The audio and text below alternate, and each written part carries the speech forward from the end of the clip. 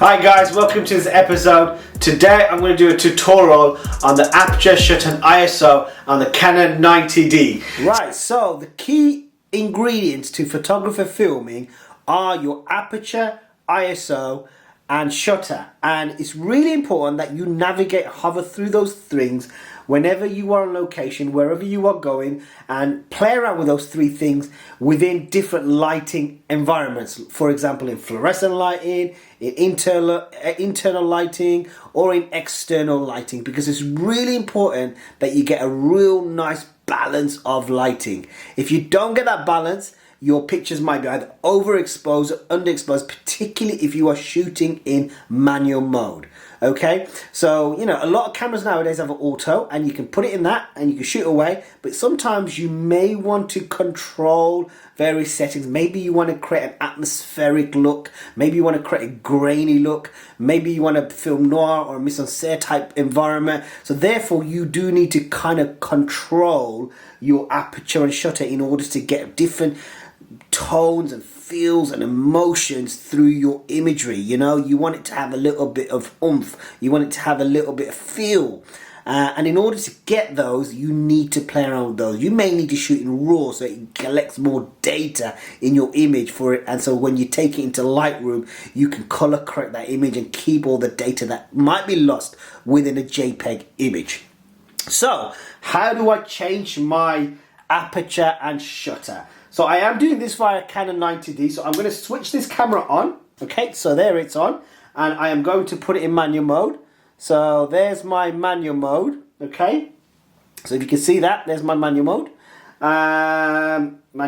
Okay, and I am going to go click on this Q button. Okay, and once I've clicked on this Q button, I have got a few choices. Here is my aperture. Sorry, not my aperture, my shutter. And I can literally hover in and out like this to control my shutter. Maybe I want it -4 seconds because I want to create those slow-mo, watery kind of like effects, you know, light drawings, etc. that people like to do when they start off doing photography or filming. So I might want to do that. I might click on I'm going to click on my Q again.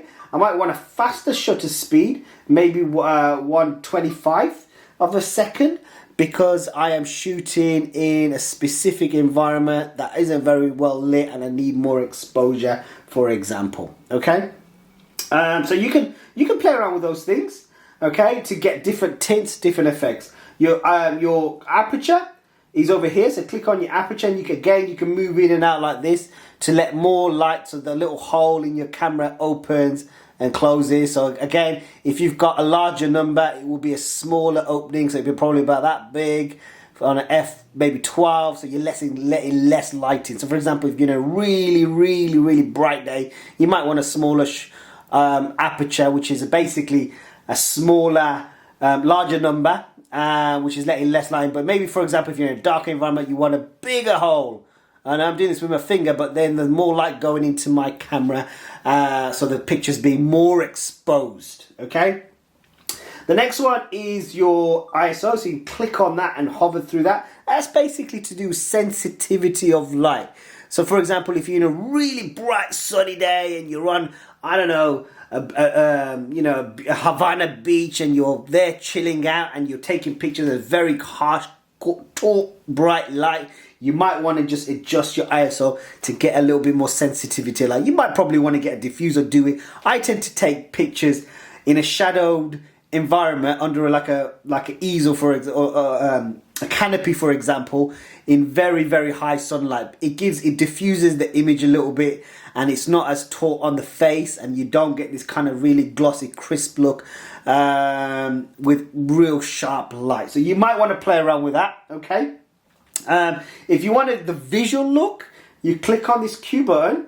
Sorry, not this Q button, this start button, and it will take you to the digital viewfinder, and you can change your shutter speed here. So I got it 125, so you can see that it's more exposed. And if I take it down to maybe 1/8 of a second, it goes down. So if I take it to 250, you can see it gets darker on my screen. So the bigger the number, the more less exposure is going on, okay? So your shutter speed is slower. So if I do it at 500, it's very slow, so it's going to go tick, and all the light's going to go in. And it's not going to be any. But if you do it quicker, obviously it's quicker, so less light is going in. So you have to play around with that, to tell you the truth, in order to get the right exposure.